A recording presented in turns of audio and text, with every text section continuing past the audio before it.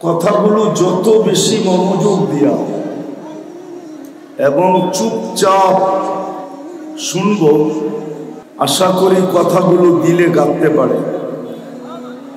কেননা অনুরোধটা আমার পক্ষ থেকে না, স্বয়ং আল্লাহ আমাদেরকে হুকুম দিতেছেন, ইদা কুরিয়াল কুরআন ফাস্তামিউ। যখন কোরআন পড়া হয় বা কোরআনই কথা হয়, তো যত বেশি মনোযোগ দিয়ে শোনা যায়, দিলের কান লাগায়া শোনো, আনসিতু, বিলকুল চুপচাপ শোনো, লাআল্লাকুম তুরহামুন। তাইলে আল্লাহর ঘোষণা হলো, আমি কথাগুলোর রং তোমাদের ভিতরে চড়াইয়া দিব।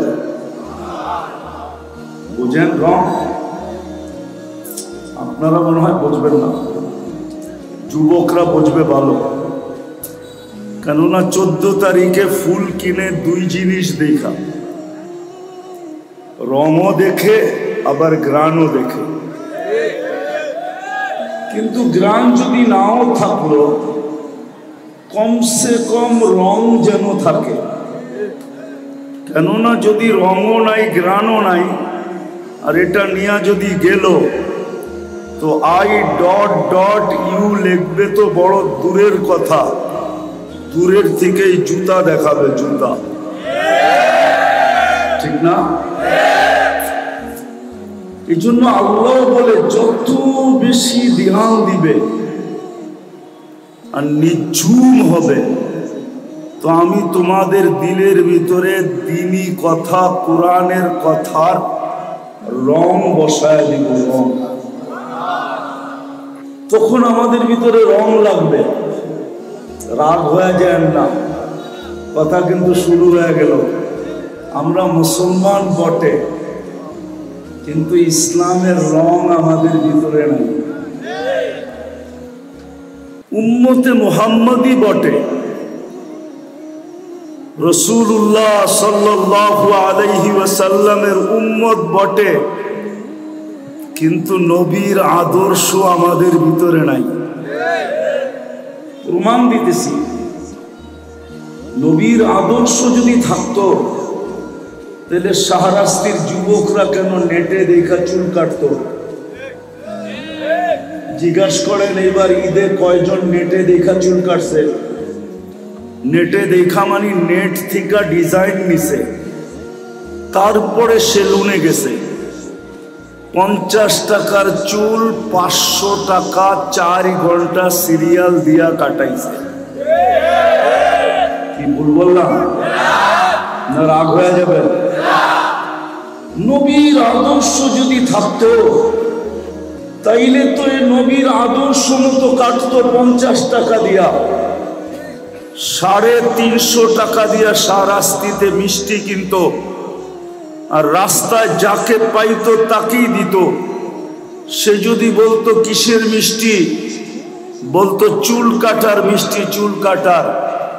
বলে পাগল, চুল কাটার কি আবার মিষ্টি হয় নাকি? শুনছি বিয়েতে মিষ্টি হয়, খুশির খবরে মিষ্টি হয়, চুল কাটায় আবার মিষ্টি।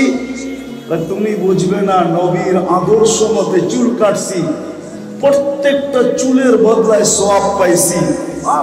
এটা তো দুনিয়াতে পাইলাম, কাল কিয়ামতে যখন হাউজে কাউসারে দেখা হবে, তো পানি পান করার সাথে সাথে হাত পাইতা দাঁড়ায় থাকবো। মুহাম্মদুর রাসূলুল্লাহ সাল্লাল্লাহু আলাইহি ওয়াসাল্লাম যদি বলেন যে পানি তো পান হয়ে গেল, আবার এই হাত কিসের? তখন যেন বলতে পারি, আপনার আদর্শে চুল কাটছি, পানি তো আগের থেকেই পাওনা ছিলাম, পান করে নিলাম, চুল কাটার বদলায় কি দিবেন বলেন না? কি আমি কি ভুল বলতেছি? আজকে মুসলমান বটে আমরা, ইসলামের রং আমাদের ভিতরে নাই। আমার কথায় কিন্তু সুর হবে না, আওয়াজ করলেও চলবে না, নির্জুম ভাবে শুনতে হবে। অল্প কথাও যদি দিলে গাঁথতে পারি, তাহলে অল্প কথাই জীবন গড়ার জন্য যথেষ্ট হবে। একটা প্রমাণ দিয়া বুঝাই। ইব্রাহিম ইবনে আদহাম রহমতুল্লাহ আলাইকে চিনে না এরকম মুসলমানের সংখ্যা খুব কমই আছে। ওলিদের প্রথম সারিতে দাঁড়ানো, অথচ উনি ওলি ছিলেন না। বলখ ইরাকের একটা এলাকার বাদশা ছিলেন। ছোট একটা কথা জীবনকে পরিবর্তন করে দিছে। ঘুম ভেঙে গেছে কারো পায়ের আওয়াজে, তো দেখতেছিলেন ওনার ছাদে জানি কি হাঁটতেছে না, যেন হাতুড়া মারতেছে। তো ডাইকা জিজ্ঞাসা করছে, এই গভীর রাত্রে আমার ছাদে, রাজপ্রাসাদের ছাদে কি করো? তো নির্ভীক ভাবে বলতেছে, নির্ভয়ে বলতেছে, উট হারায় গেছে, খুঁজতে খুঁজতে আপনার ছাদে চলে আসছি। বলছে পাগল নাকি? উট হারায় গেছে, মরুতে খোঁজো নইলে জঙ্গলে খোঁজো, আমার ছাদে উঠ আসবে কি করে? তো বলছে জাহাপনা, যদি ছাদে উঠ না পাওয়া যায় তো রাজপ্রাসাদে বসে আল্লাহ পাবেন কি করে? আল্লাহ। এতটুকু কথায় জীবন চেঞ্জ। বিদায় প্রথম আমার কথা ছিল মুসলমান আমরা বটে, কিন্তু ইসলামের রং আমাদের ভিতরে নাই। যদিও নাকি মুসলমান হিসাবে আল্লাহ আমাদেরকে নির্বাচিত করছেন, আমরা কুদরতি হাতে নির্বাচিত, কুদরতি হাতে, আল্লাহর কুদরতি হাত দিয়ে আল্লাহ আমাদেরকে নির্বাচিত করছেন। নাইলে আমরা সদিচ্ছায় মুসলমানের ঘরে আসি নাই, না মানুষ সদিচ্ছায়, না মুসলমানের ঘর সদিচ্ছায়, কুদরতি হাতে নির্বাচিত করছেন। দ্বিতীয়, আমরা উন্মত সদিচ্ছায় না, কুদরতি হাতে আমাদেরকে শুধু নির্বাচিত করেন না, বাছাই করছেন। বাছাই, বাছাই বোঝেন? এই বাজারে যখন ফল কিনতে যায় বা কোনো জিনিস কিনতে যায়, তো মানুষ পছন্দেরটা বাইছা নেয়, বাইছা। কোরআন বলে হুয়াজতাবাকুম, উম্মত হিসাবে আল্লাহ কুদরতি হাত দিয়ে আমাদেরকে মানব গোষ্ঠীর ভিতর থেকে সর্বপ্রথম বাছাই করছেন। আমাদেরকে বাছাই করার পরে যা বাচ্চা ছিল ওটা সমস্ত নবীদের মাঝে ভাগ করে দিয়ে দিয়েছেন। এমনও নবী আসছে যার ভাগে একজনও পড়ে নাই। কিতাবে আছে, হাদিসে, ইয়াতি ইয়াউমাল কিয়ামাতি নাবিয়্যুন লাইসা মাআহু আহাদ, এমনও নবী কিয়ামতের দিন আসবে একজন উম্মত পান নাই। তো আমাদেরকে বাছাই করার পরে যা বাইচা ছিল ওটা আল্লাহ এক এক নবীকে টুকরি বইরা উঠাইছেন আর দিছেন। দিতে দিতে দিতে দিতে দিতে দিতে এমনও হয়েছে যে কোনো নবীর ভাগে একজনও পড়ে নাই।